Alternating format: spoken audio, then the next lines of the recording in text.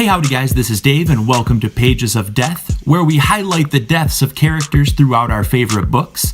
You may have liked these people, you may not have liked these people, but for whatever reason, they met their maker nonetheless.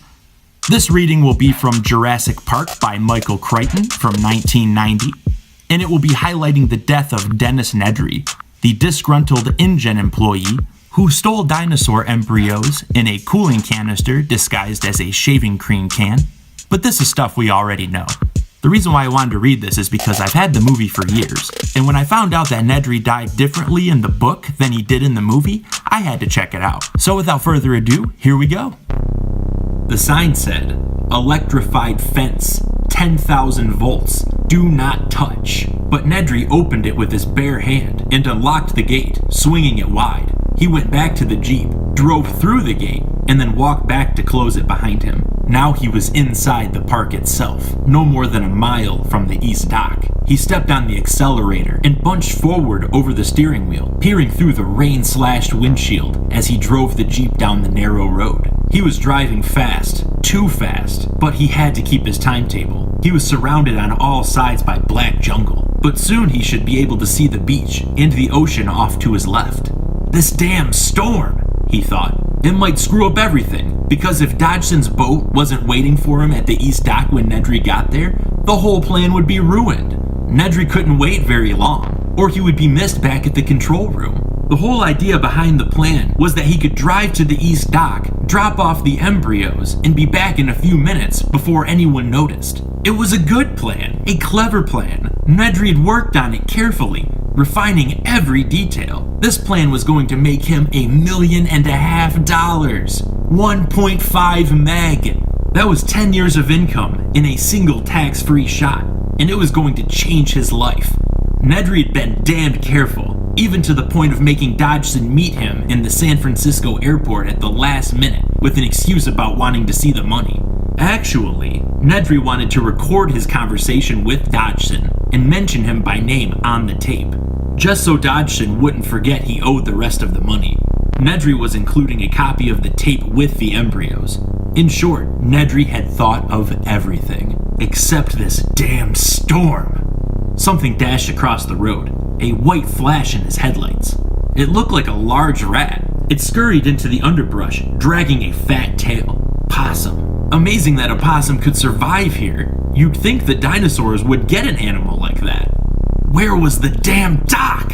He was driving fast, and he'd already been gone 5 minutes. He should have reached the east dock by now. Had he taken a wrong turn? He didn't think so. He hadn't seen any forks in the road at all. Then where was the dock? It was a shock when he came around a corner and saw that the road terminated in a gray concrete barrier, 6 feet tall and streaked dark with rain. He slammed on the brakes, and the Jeep fishtailed, losing traction in an end-to-end spin. And for a horrified moment, he thought he was going to smash into the barrier. He knew he was going to smash, and he spun the wheel frantically, and the Jeep slid to a stop, the headlights just a foot from the concrete wall. He paused there, listening to the rhythmic flick of the wipers. He took a deep breath and exhaled slowly. He looked back down the road. He'd obviously taken a wrong turn somewhere. He could retrace his steps, but that would take too long. He'd better try and find out where the hell he was. He got out of the Jeep, feeling heavy raindrops spatter his head. It was a real tropical storm, raining so hard that it hurt. He glanced at his watch before pushing the button to illuminate the digital dial. 6 minutes gone. Where the hell was he? He walked around the concrete barrier, and on the other side, along with the rain, he heard the sound of gurgling water. Could it be the ocean? Nedry hurried forward, his eyes adjusting to the darkness as he went. Dense jungle on all sides, raindrops slapping on the leaves. The gurgling sound became louder, drawing him forward, and suddenly he came out of the foliage and felt his feet sink into soft earth and saw the dark currents of the river. The river! He was at the jungle river! Damn, he thought. At the river where? The river ran for miles through the island. He looked at his watch again. 7 minutes gone. "You have a problem, Dennis," he said aloud. As if in reply, there was a soft hooting cry of an owl in the forest.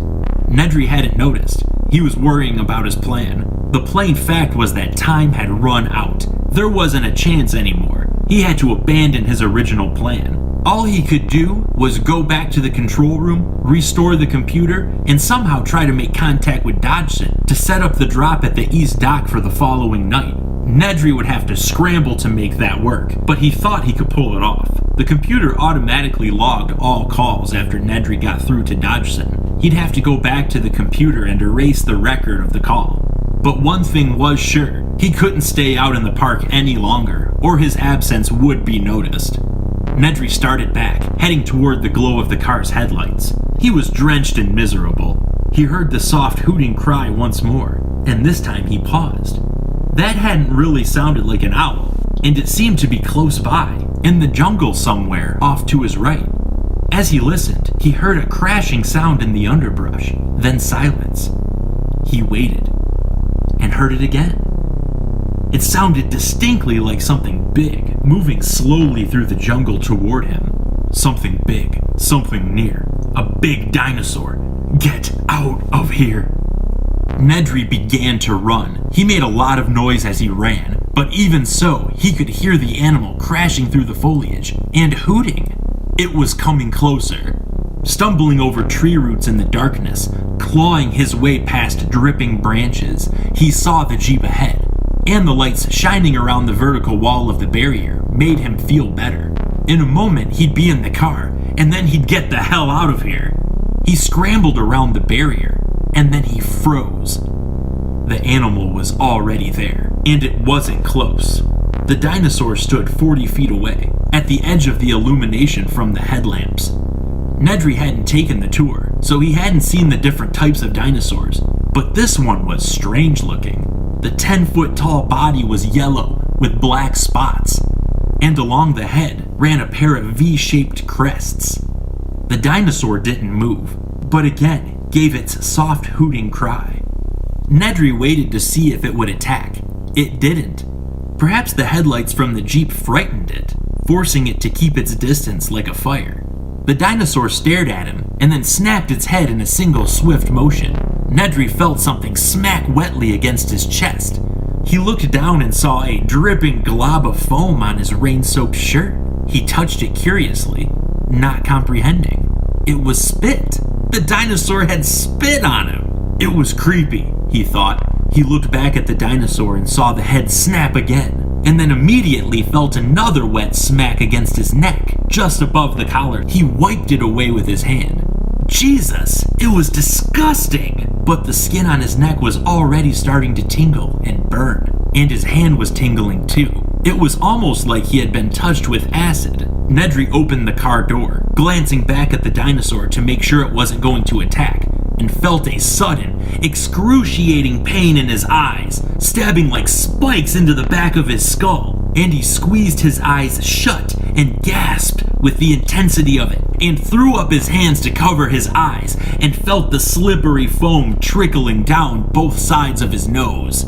Spit! The dinosaur had spit in his eyes! Even as he realized it, the pain overwhelmed him, and he dropped to his knees, disoriented, wheezing. He collapsed onto his side, his cheek pressed to the wet ground, his breath coming in thin whistles through the constant, ever-screaming pain that caused flashing spots of light to appear behind his tightly shut eyelids. The earth shook beneath him, and Nedry knew the dinosaur was moving. He could hear its soft hooting cry, and despite the pain, he forced his eyes open, and he still saw nothing but flashing spots against black. Slowly, the realization came to him. He was blind.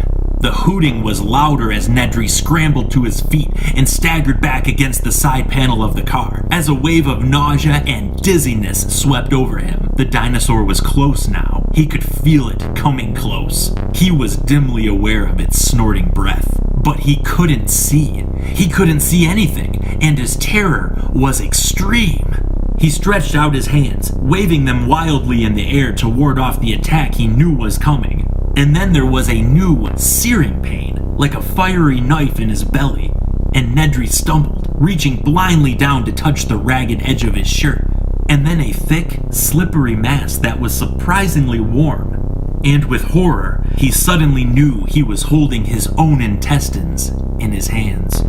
The dinosaur had tore him open. His guts had fallen out. Nedry fell to the ground and landed on something scaly and cold. It was the animal's foot.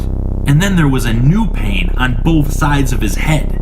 The pain grew worse, and as he was lifted to his feet, he knew the dinosaur had his head in its jaws. And the horror of that realization was followed by a final wish that it would all be ended soon. I will always love the movie. It came out when I was like 5, so I mean, I'm glad that they toned it down a little bit so at least I was able to watch it. But if they were to come out with like a Netflix original series that focused more on the novel, that would be amazing. Because this is so gnarly, and it goes into so much more detail about everything. Just check out the book, it's sweet. Anyways, guys, I hope you enjoyed this reading. If you like what you heard here, please feel free to like, comment, and subscribe. And until next time, have a good one.